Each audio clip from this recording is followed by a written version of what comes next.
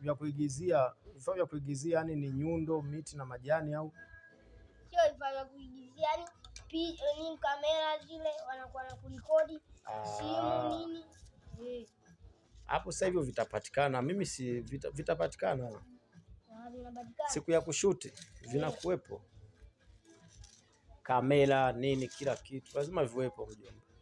Hapo sasa usije ukaogopa ukaanza kutetemeka, unaambiwa stand by action, unaanza hivi. Umeniambia nini hapo? Nimekuambia sema hivi. Oya wewe Faza vipi, kwani box gani? Sawa, niruhusu action. Maembe yamedondoka. Mjomba, hapo utakuwa unaniangusha.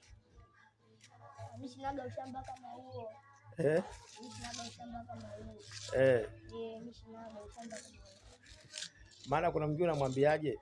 Sasa hapo ukifika pale utamwambiaje? Wawe Faza, sikiliza, usinichanganye, angalia maisha yako, mimi naangalia maisha yangu, umeelewa? Akifika pale anasema Faza, shikamoo, marhaba, ujambo? Sijambo. Umeenda wapi Faza? Nilikuwa naulizia maji ya kunywa. Wengine huwa wanakuaga hivyo. Wewe huwezi kuleta hizo habari. Unaleta. Sasa ndio zile akupigi zile sesheni zile. Akupigi. Sasa hapo unatakiwa wewe ukiambiwa nenda pale sema Faza inakuaje box gani, unasema hivyo hivyo. Faza inakuaje box gani? Sasa sio tena kamera. Sasa anaweza akakupiga au akupiga au ndio mnakuwa mshaongea kila kitu, udogo anakuletea sheria umpiga nini? Ndio hivyo. Sasa mtu namletea sheria hapo unakula mibaa. Yeye akupigi.